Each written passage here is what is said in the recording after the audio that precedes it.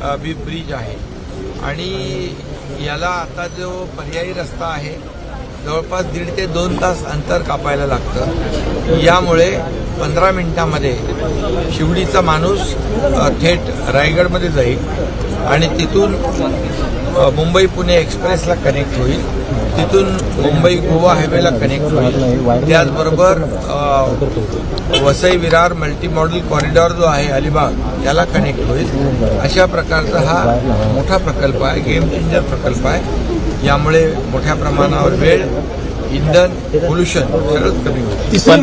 पंतप्रधान जे आहेत मुंबई, तिसरी मुंबई म्हणजे आता काय बघा तिकडे एवढं मोठं डेव्हलपमेंट होईल, कारण मुंबई आणि हा जो चिरलेचा एरिया आहे सिडकोमधला रायगडचा हा अगदी जवळ येईल, 2 तासाचं अंतर 15 मिनिटावर, तर नक्की त्या ठिकाणी मोठ्या प्रमाणावर डेव्हलपमेंट होईल।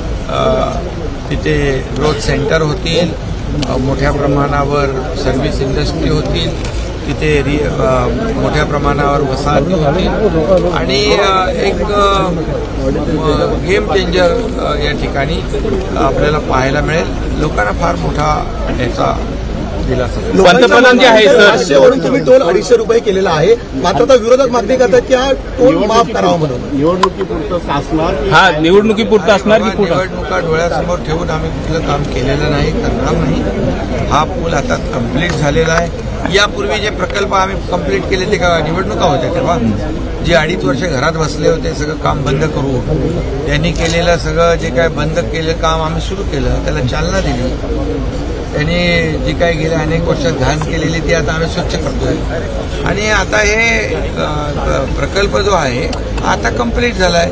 या प्रकल्पाचं वैशिष्ट्य आहे की याचं भूमिपूजन देखील आदरणीय प्रधानमंत्री महोदयांच्या शुभ हस्ते झालं होतं, तेव्हा देवेंद्रजी मुख्यमंत्री होते आणि त्याचं उद्घाटन मोदी साहेबांच्या हस्ते होतं। याचा आनंद आहे आम्हाला। शिवसंकल्प पंतप्रधान ज्या पद्धतीने म्हणतात पूर्ण हा जो ब्रिज आहे पूर्णपणे ते ट्रॅव्हल करणार आहे, कारण की सांगितलं जातं की पंतप्रधानांचा दौरा अजून नाही, म्हणून हा पूर्ण आम्ही जो MTHLचा जो पूल आहे त्याच्यावर आज याच्यासाठी चालू आहे की याची पाहणी करून जो कार्यक्रम आहे प्रधानमंत्री महोदयांचा स्टार्ट टू त्या सुरुवात जिथून होते आणि जिकडे शेवट आहे तिथे मोठ्या लोकांना ते ॲड्रेस करणार आहेत, मार्गदर्शन करणार आहेत आणि तिथे देखील काही आणखी मुंबईतले प्रकल्प जे आहेत त्याचं लोकार्पण होणार आहे। MMRDच्या प्रकल्पांचं लोकार्पण रिमोटद्वारे होणार आहे। त्यामुळे मोठा असा हा कार्यक्रम आहे आणि निवडणुका वगैरे डोळ्यासमोर ठेवून आम्ही काम करतो आणि हा वरळीपर्यंत कनेक्ट होतोय। वरळी नरिमन पॉईंट पर्यंत आपण पुढे नेतोय, म्हणजे नरिमन पॉईंट मधला माणूस जो आहे तो अवघ्या 15 ते 20 मिनिटात कुठे पोहोचेल रायगडमध्ये। अशा प्रकारचा हा मोठा एक प्रकल्प आहे आणि एकदम पर्यावरण पूरक आहे। यामध्ये मी आपल्याला सांगू इच्छितो फ्लेमिंगो मोठ्या प्रमाणावर आहेत। काही लोक त्यावेळेस म्हणाले की या प्रकल्पामुळे फ्लेमिंगो कमी होतील, परंतु आम्ही तेव्हा त्याला रिव्हर्स सर्क्युलेशन ड्रिल वापरली अत्याधुनिक। त्यामध्ये आम्ही प्रोटेक्शन वॉल केली, त्यामध्ये आम्ही हे नॉईज बॅरियर लावले आणि त्यामुळे ते फ्लेमिंगो जे आहेत कमी नाही झाले, वाढले उलट।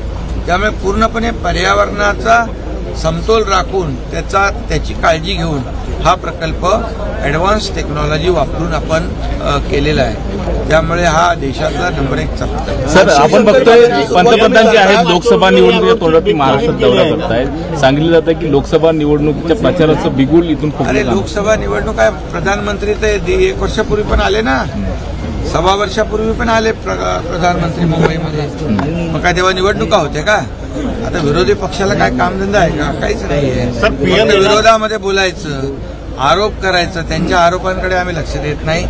आम्ही आमचं काम सुरू आहे, त्यामुळे त्यांना काही म्हटलं तरी जनता सुज्ञ आहे। डीप क्लीन ड्राईव्ह जे आहे मुंबईमध्ये त्याचा असर तुम्हाला दिसतोय, त्याच्यावर टीका ते करतायत। कुठला असा विषय सोडत नाही, त्यामुळे त्यांना त्यांचं काम करू द्या, आम्ही आमचं काम। लोकसभा आज बिगुल फुटला जाईल शिवसेनेकडून, कारण आज तुम्ही शिवसंकल्पाची सुरुवात करताय।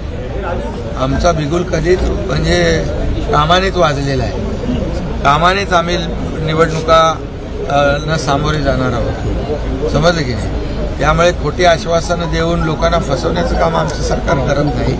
प्रत्यक्ष काम करतं. शासन आपल्या दारी आपण पाहिला की अतिशय 2 कोटीपेक्षा जास्ती लोकांना त्याचा फायदा झालेला आहे. हा स्किल डेव्हलपमेंट आहे, त्याच्यामध्ये स्टार्टअप आहे, त्याच्यामध्ये मुख्यमंत्री स्वयंरोजगार योजना आहे. आपने कितने सेंटर चालू करे अभी गावामध्ये सुरू केले पूर्णपणे 500 स्किल डेव्हलपमेंट सेंटर मुंबई महापालिकेच्या शाळांमध्ये आम्ही स्किल डेव्हलपमेंट सेंटर. तेव्हा काही निवडणुका होत्या. आम्ही निवडणुका वगैरे बघून नाही, लोकांना काय पाहिजे ते देण्याचं आम्ही काम करतोय. आणि म्हणून जेव्हा आम्ही एसटीचा महिलांचा 50% सवलतीचा निर्णय घेतला तेव्हा काही निवडणुका होत्या. आता लेक लाडकी लखपती तो निर्णय आम्ही घेतला. शेतकऱ्यांना 6,000 केंद्राप्रमाणे मोदी साहेबांप्रमाणे आम्ही 6,000 राज्याचे देतोय. पीक विमा 1 रुपया देतोय. काही निवडणुका होत्या. त्यामुळे विरोधकांच्या बोलण्यामध्ये काही आम्ही त्याच्यात जात नाही, त्याच्यात अर्थही नाही. आम्ही हे निर्णय लोकांच्यासाठी घेतो, जनतेसाठी घेतोय.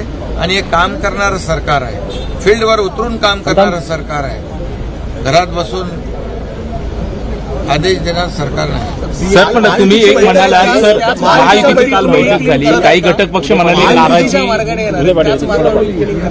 नाही, आता तुम्हाला का आज बघताय का? 1 महिना झाला ना डीप क्लीन ड्राईव्ह सुरू आहे सर. आणि डीप क्लीन ड्राईव्ह मुंबईत नाही, आता संपूर्ण महाराष्ट्रामध्ये सुरू झालंय.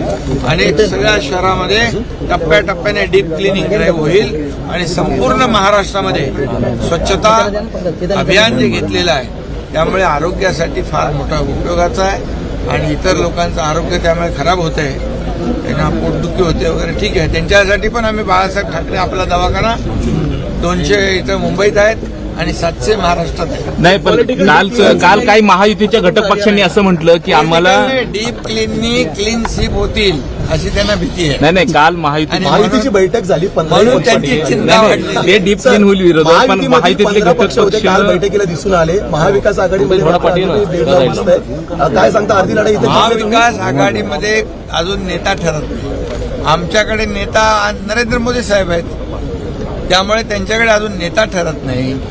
कोण कुठे आहे ते ठरत नाही. आणि त्यामुळे आम्हाला काही त्यांची चिंता नाही. त्यांचं लखलाभ होऊ दे, आम्ही आमचं काम करू. आमच्याकडे मोदी साहेब आहेत आणि गेल्या 9 वर्षात मोदी साहेबांनी जे काम केलेलं आहे ते 50-60 वर्षात करू शकले नाहीत, ते मोदी साहेबांनी केले. 4 राज्यामध्ये तुम्ही बघितलं, मोदी गॅरंटीच चालली, इतर गॅरंटीला ऍक्सेप्ट नाही केलं. खोटं आश्वासन देऊन, खोटी गॅरंटी देऊन फसवणारे लोकांनी पाहिले.